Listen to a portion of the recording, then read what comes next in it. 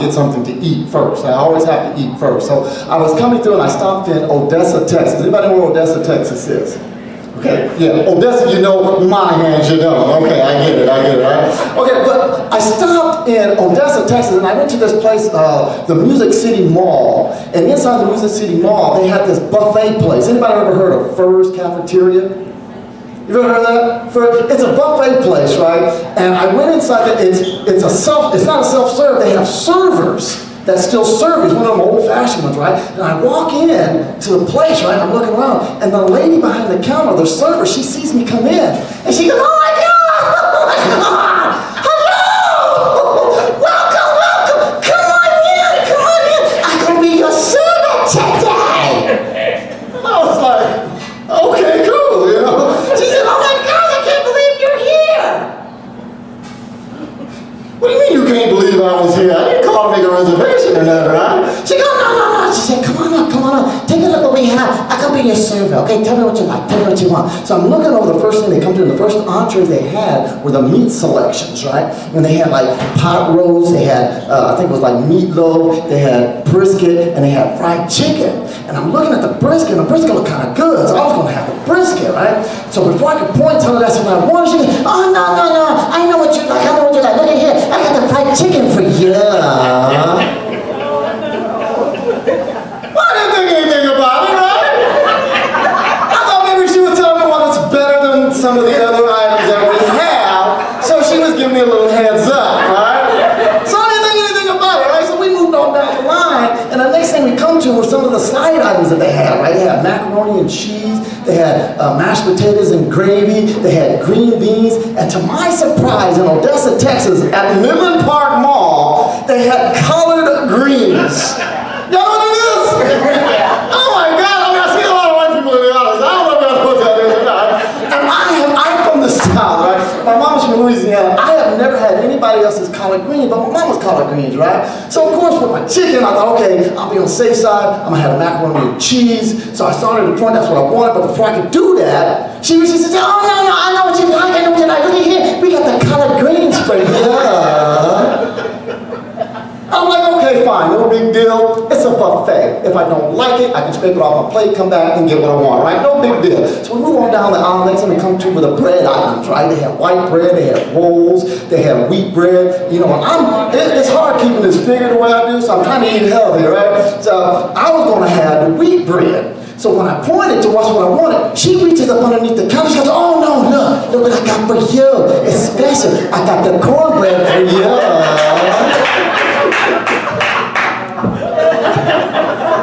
She said, and it's the sweet cornbread too.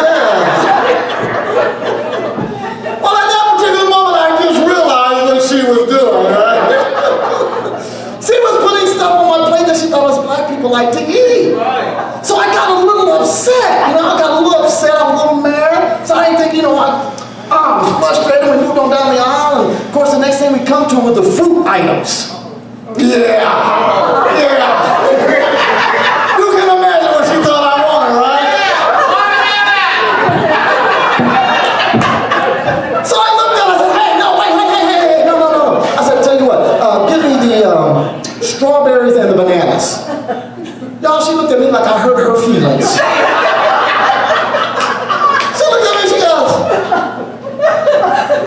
oh, okay. If that's what she wants, we still got great Kool-Aid over at the beverage station. I got a little mad. Picked up my little plate, went and sat down. I was mad, pissed off. Because I really didn't want the watermelon. I wanted some watermelon. I was hungry. I didn't want her to know that. You don't know me that well. So. But all my experience, I went and got ate up and came on out here. I'm glad to be here, man. I look forward to coming out here. Mr. Garrett welcomes us every month. This is, I think, my third show here, so I appreciate it. You bringing us out here, so y'all give it up for Mr. Garrett, please. I see so many people, and y'all make me feel like I'm at the MTV Comedy Awards, y'all. I feel special, man. But one thing that's missing that I have to say why I'm here is that my mama couldn't make it tonight, y'all. My mama couldn't make it tonight for 3 reasons, okay? One reason is that she's 87 years old. She's 87 years old, yeah. She's probably one of my biggest supporters. The second reason she couldn't be here is because she lives in Illinois, all right? So she couldn't be here for that. And the third reason is because, well, she just didn't want to, so. But my mom was my biggest supporter. No matter where I go, she always supports my comedy. You know, I'm sorry, what? Oh, okay, I was just, you know, you're just yelling, I said teacup! Forget him, this is more important. I gotta make my money too, right? Well, my mom was one of my biggest supporters, y'all, you know, and I got to go, I don't get to see my mom. Like I said, she's from Illinois, right? And last year, for the first time, I got to go home in a long time to see my mama. And I love going home to see my mom, especially I haven't been there in a long time, right? Because when you get to go home, if you haven't seen your mom for a long time, one of your favorite things to do is get one of those, what, those home-cooked meals, am I right? Yeah, buddy. You remember like when you were in college, well, I guess you do know, so. You used to go home, get one of them home cooked. My mama used to cook my favorite meal, y'all. She used to cook me my steak and mashed potatoes. Man, what grown man don't like a great steak, am I right? Oh man, she used to fix it up just the way I like it too, with the mashed potatoes and gravy. She'd have the mushroom gravy over my steak and my potatoes. Oh, that was so good. And she'd have a little side salad on the side and stuff with my favorite dressing. She had my cherry Kool-Aid at the top, you know. What y'all laughing at? It's not a black thing, all right? I know some of y'all in here right now know the cherry Kool-Aid is your favorite drink, all right? But I love it, you know, I used to love it. And my mama put something on my plate once, y'all, when I got home last year, and I looked at it, and, you know, I'm like, Mama, what is this? She called them vegetables. Lima beans and corn mixed together.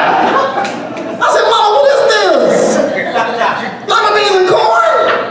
I said, don't nobody eat lima beans and corn no more. And we're sitting at the table, right? My mama stood up, y'all. And when my mama stood up, she kind of scared me a little bit. Scared me so much I kind of tinkled on myself. And my mama looked at me and she said, boy, if you don't eat them lima beans and corn, I'm gonna make you go in that backyard and put me one of them switches off the tree. I kind of laughed at my mama, y'all. Cause I'm a grown man, right? It's like what I said, my mama. I said, what you gonna do with it? You can't whip me with it. I'm a grown man, right?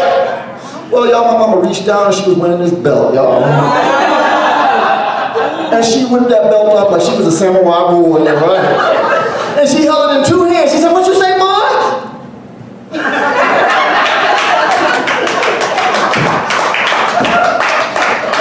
Mama, this is the best lima beans and corn.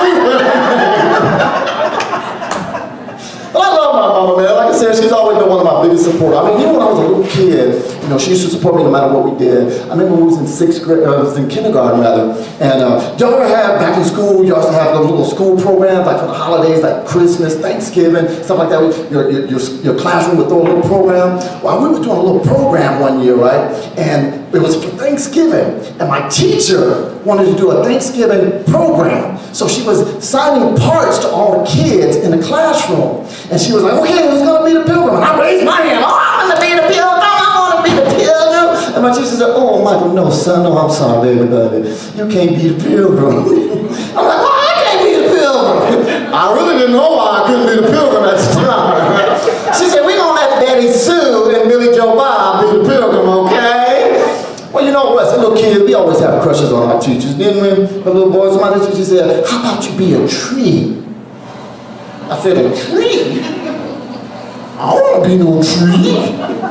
She said, I bet you make a great tree. And I said, okay, I'll be a tree. And he said, you know what? I'm going to be the best tree in this program. And I was. You know how I knew I was the best tree in that program? Because the night of the show, I heard my mama out in the stands, y'all.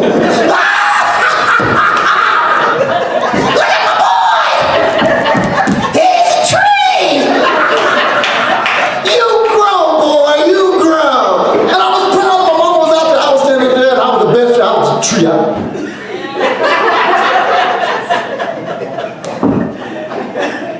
But me and my mama always didn't get along, you know? We always didn't get along. My mama, like when I was growing up in the house, you know, as a kid, and even as kids nowadays, you know, you're like listening back when I was growing up, we used to listen to music too, but we didn't have all the fancy stuff y'all got today, like the MP3 players and y'all downloading stuff on the computer. What I had was a clock radio and a cassette player. You know, when you had to push play and record at the same time.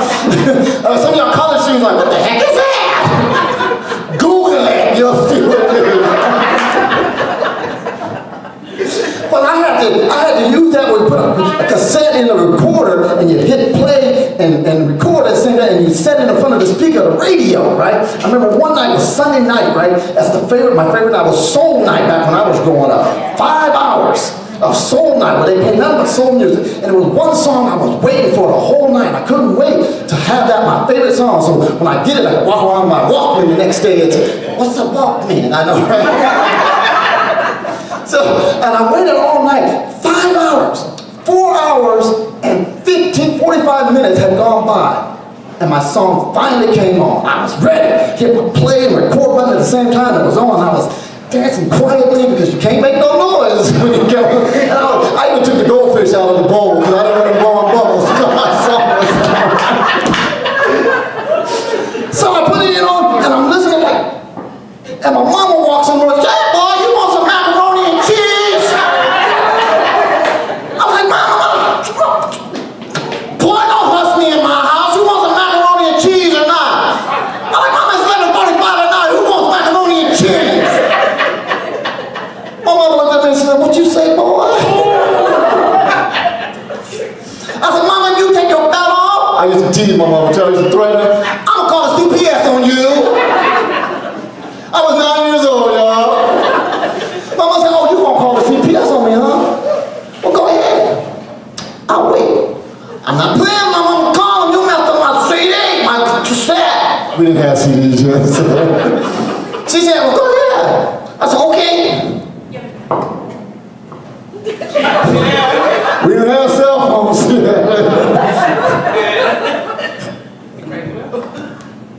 Hello? CPS? Yeah, this is Mikey Shields.